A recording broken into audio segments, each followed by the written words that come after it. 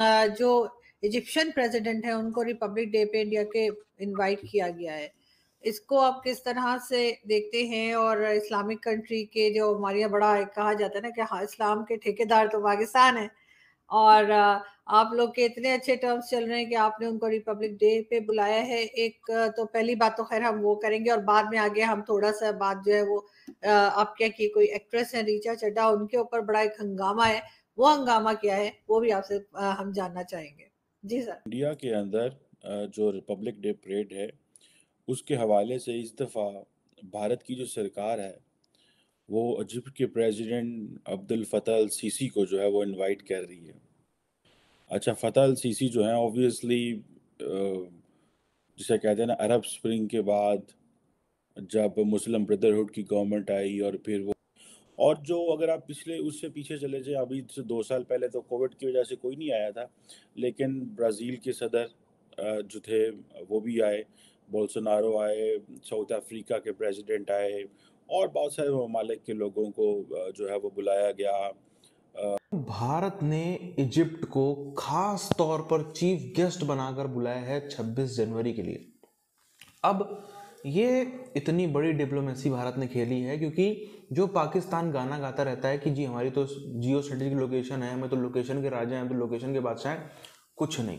अगर पूरे विश्व में सही में कोई देश लोकेशन का बादशाह है तो वो है इजिप्ट। इजिप्ट के पास में स्वेज कनाल है, इजिप्ट चाहे तो पूरा ट्रेड रोक सकता है। हालांकि हो उतना आसान नहीं है ट्रेड रोक देना, पूरी दुनिया से पीछे पड़ जाएगी, पर वो उसके पूरे हाथ में, अगर वो चाहे तो वहां पे कम से कम 2 4 6 दिन के लिए कर्मी कांड कर दे तो उसमें बड़े बड़े देशों की जो है ना दीवारें हिल जाएंगी, बड़े बड़े देशों की जो है पूरी न्यू हिल जाएगी।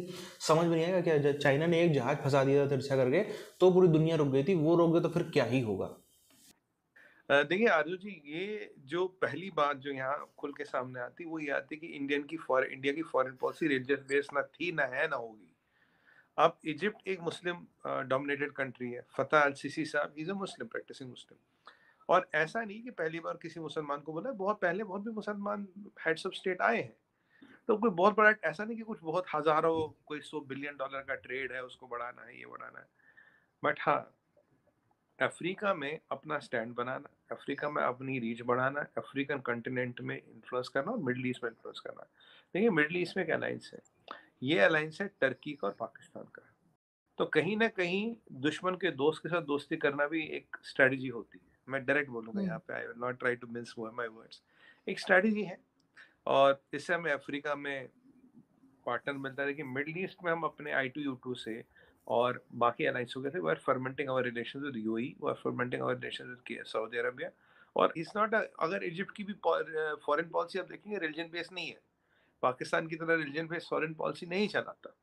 इसलिए मैंने ट्रेड पे पहले क्यों बताया नहीं कि गलत नोन के यार इंडिया का कोई होगा $100-200 बिलियन का ट्रेड, कुछ हाईवे बनाने हो, डैम बनाने हो, इसलिए उनसे दोस्ती करें, नहीं ऐसा नहीं है। स्ट्रेटजिक टाइप, और अगर वो हमारे दोस्त हैं, हमें उनका एहतराम है, तो हमें उनको वो इज्जत देनी चाहिए। और पाकिस्तानी लीडर्स को तो जब मुसलमानों का ख्याल आता है या मुस्लिम दुनिया का ख्याल आता है, इनको तो रियाल और दिरहम की समझ आती है, इनको तो रियाल और दिरहम से आगे कुछ पता नहीं चलता।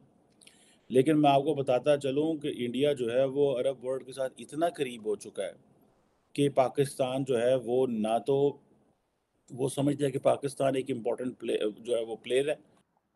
अब नीचे जाइए, नीचे में जो वहाँ का एक नॉर्थ अफ्रीका एक गेम चेंजर जो है वो है इजिप्ट। और इजिप्ट से हमारा हमेशा से ट्रेडिशनली एक अच्छा रिलेशन रहा है। और ये जो अब नया नेक्सस बना रहा पाकिस्तान और टर्की, इसको काउंटर करने के लिए आपको पार्टनर मिडिल ईस्ट में भी चाहिए, आपको पार्टनर नॉर्थ अफ्रीका में भी चाहिए। और इजिप्ट इजिप्ट एक अच्छा पार्टनर है, लाइक माइंडेड कंट्री।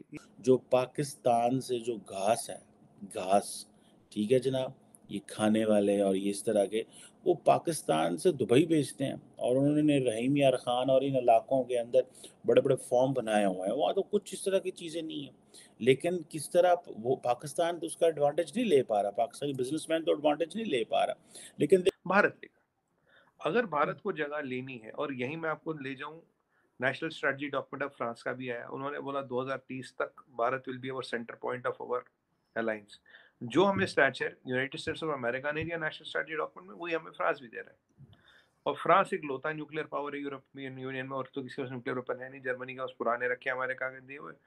अभी जो पीछे PFI वगैरह पकड़ा गया, तो इसमें टर्की की फंडिंग, ISI का रोल और मुस्लिम ब्रदरहुड, 3 चीजें देखी। ये बहुत वाजे क्लियर सामने आ गई। अब मुस्लिम ब्रदरहुड का सबसे बड़ा दुश्मन कौन है? फतेह अल सीसी।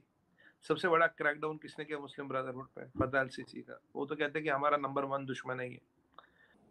अच्छा, इससे पहले अगर आपको याद हो कि मैंने थोड़े दिन पहले भी बात की थी कि भारत जो है वो किस तरह गल्फ कोऑपरेशन के साथ एक फ्री ट्रेड एग्रीमेंट के ऊपर तकरीबन उनका जो है वो एग्रीमेंट हो चुका हुआ है। और ये आप समझें कि ये जो फ्री ट्रेड एग्रीमेंट GCC के साथ है, और वो इज्जत हम उनको दे रहे हैं। मतलब इतनी सी बात है, और कोई इसमें कुछ ज्यादा कुछ लेना देना है नहीं। This is what the whole thing is about. और इसमें एक और एंगल भी है, इजिप्ट ने हमेशा इंडिया की मदद की है।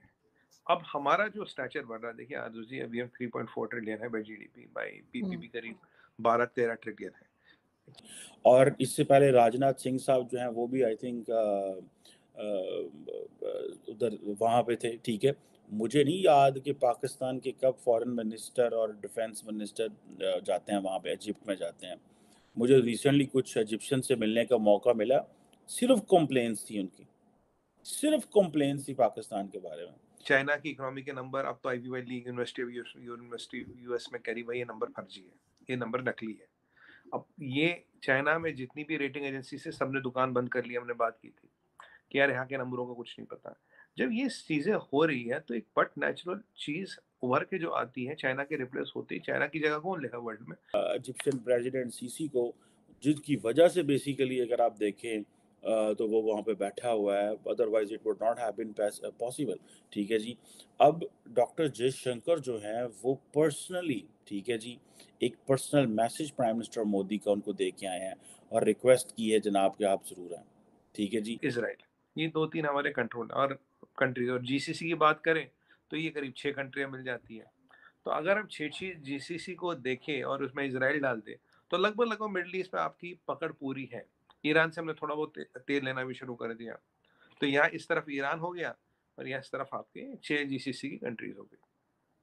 और वो समझते हैं कि पाकिस्तान जो है ना, बस ये है कि ठीक है कि हिस्टोरिकल ताल्लुकात हैं, इतनी इन्वेस्टमेंट कर दी हुई है, तो अब बस ठीक है, इनके साथ ताल्लुक़ रखो, ज़रूरी है, इनके पास फ़ौज है।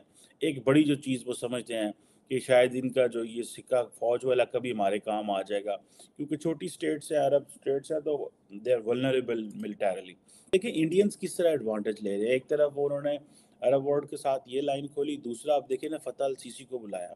अब फतेह जो सीसी है, उनको इस पता है कि फतेह सीसी जो है, एक तो वो अमेरिकन के करीब है, उसकी आशीर्वाद लेके बैठा हुआ है, इजराइलियों के बड़ा करीब है। साथियों, इजिप्ट को भारत बुलाना, इसके पीछे एक बहुत बड़ा संदेश है दुनिया को, और ख़ास तौर पर मुस्लिम वर्ल्ड को। वो क्या है, इसको हमें ध्यान से समझना पड़ेगा। 56-57 देश एक सुर में भारत के खिलाफ थे।